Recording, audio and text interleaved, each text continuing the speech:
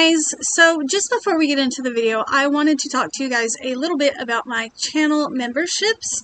I recently did some changes so that there is a single tier for $2.99 a month, and you guys will get all of the perks that come with my channel membership, including custom emojis, members only live streams, member only videos, all of that kind of stuff, and it's all on the single tier, and it is $2.99 a month. I'm really hoping that this will encourage some new members, so if you guys are interested in supporting my channel, please go check it out. Alright guys, happy Friday and welcome to another Stitch of the Week. If you're new to my channel, I'm Adrian and Kiwi is my Indian ring neck. So if you're new to this series, what I've been doing is each week I go and get a stitch out of this book. We've been working it in chronological order. This is week 5, and this book is called The New Crochet Stitch Dictionary. It's got 440 different patterns in it. Here are the authors. I will be linking this down in the description box for anyone who is interested. But today for week 5, I will be showing you guys how to work number 5, which is, it's called the flat single crochet stitch, which I'm excited about because I'm tired of doing slip stitch variations. Right now, you know, I'm still just starting this book, so we're just in variations of the basic crochet stitches, but as we go on and get further into the book, we'll be doing some shell stitches and things like that. There's some chevrons, some puffs and bobbles, things like that, but like I said, we have to get further into the book first. Anyways, so I'm going to turn my camera around and show you guys how to work up the flat single crochet stitch. Alright guys, so I'm not even gonna lie, my table is a bit of a mess here. Hopefully I will stay in frame. I am going to try to do this a little bit closer than usual, just because I'm hoping that that will give you guys a better view. Maybe that's a little better. I don't know. I'm always open to suggestions on this kind of thing. There we go. So for this little stitch tutorial, I'm just using some leftover Sheepji's Katana. This is a colorway Forest Green. I'm not sure what weight it is, but if I had to guess, I would say it's probably a 2. But it's the same one that I used last week for last week's stitch tutorial, and I've already got my slip knot on. This particular stitch is worked with any chain count plus 2. So I will do my typical 10 chains plus 2 for the turning chain. So that's 2, 3, 4, 5, 6, 7, 8, 9, 10, and then 2 more for the beginning chain. So to start off, we are just going to we're going to skip these first 2 chains right here, 1 and 2. We're going to skip both of those, and we are going to just single crochet all the way across. So that's 1, it should give me 10 stitches. to, and I'm just using a 3.5mm hook. I'm hoping that you guys are going to be able to see these stitches.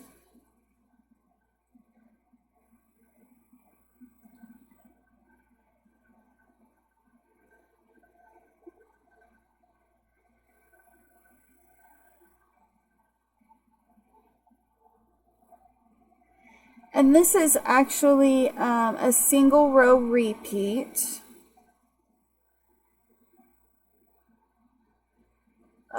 Stitch.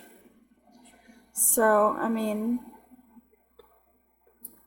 that's pretty good.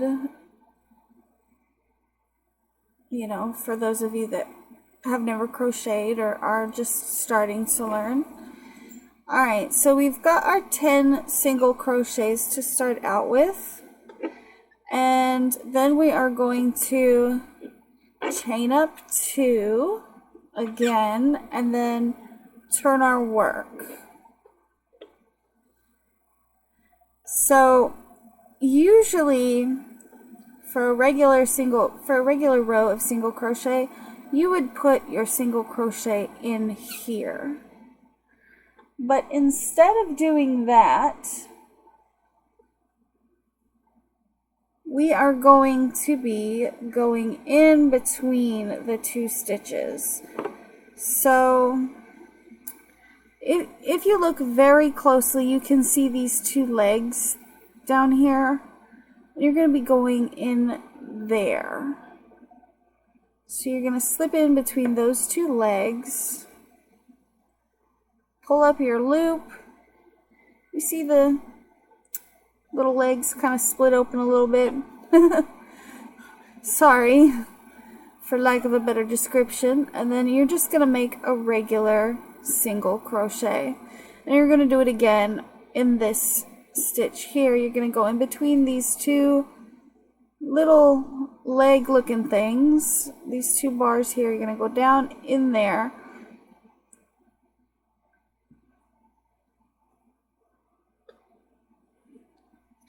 Maybe I'm going to get it in there. Maybe. I've never worked this stitch, so.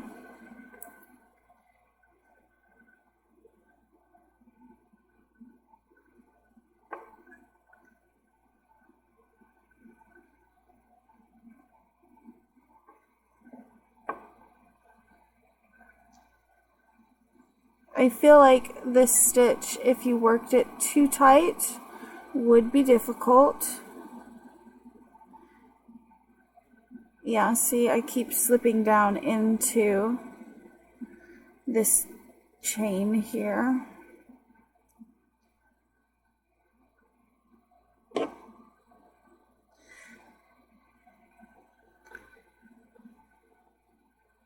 Yeah, that's not right. What I need is for this guy here to loosen up a little bit.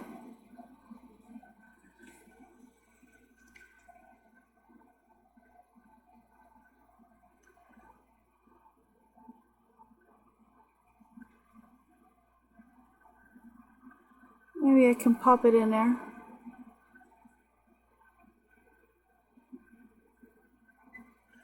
There you go. I think I got it this time.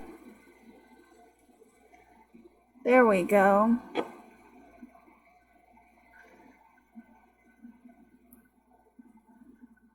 Same thing with this one. You can see those 2 bars right there. If you can get it in there, it does take a little bit of persistence. I can already tell you that. And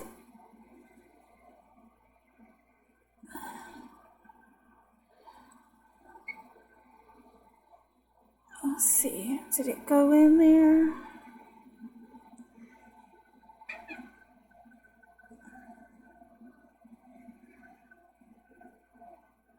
No, that's not right either.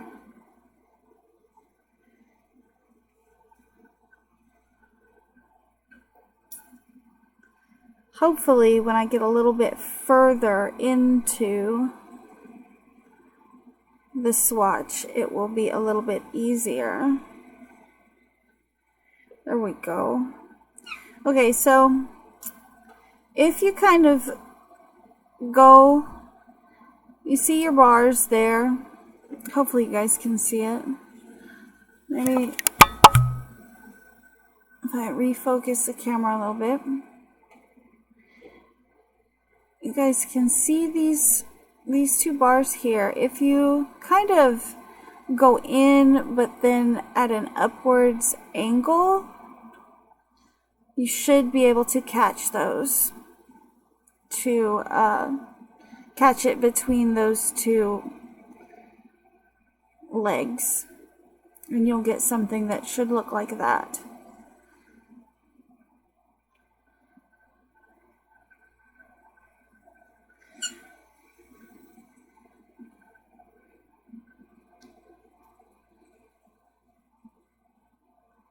So kind of go in and then angle your hook upwards, maybe.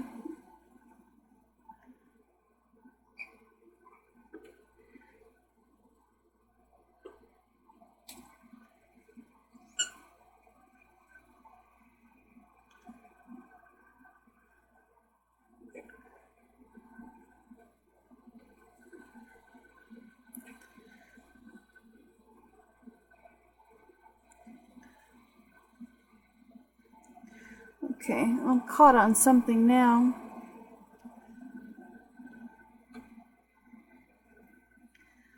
There it goes. You can see what it's starting to look like.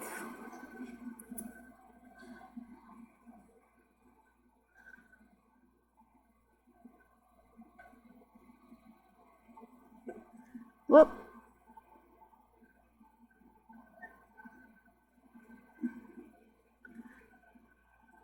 Angle it up a little bit.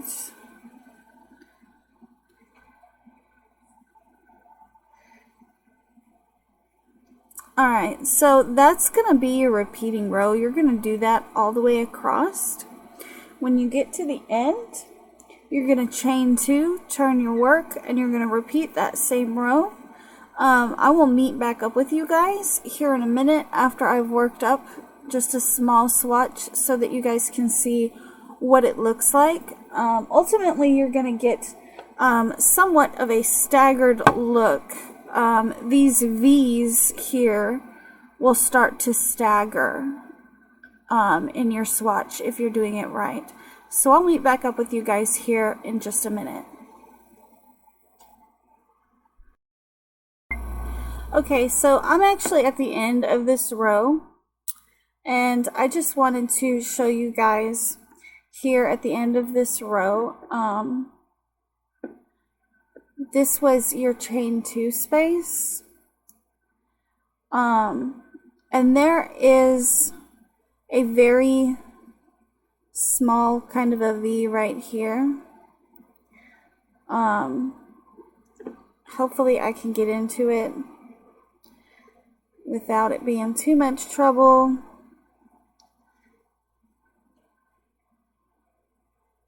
But I did want to show you guys how the end of the row works,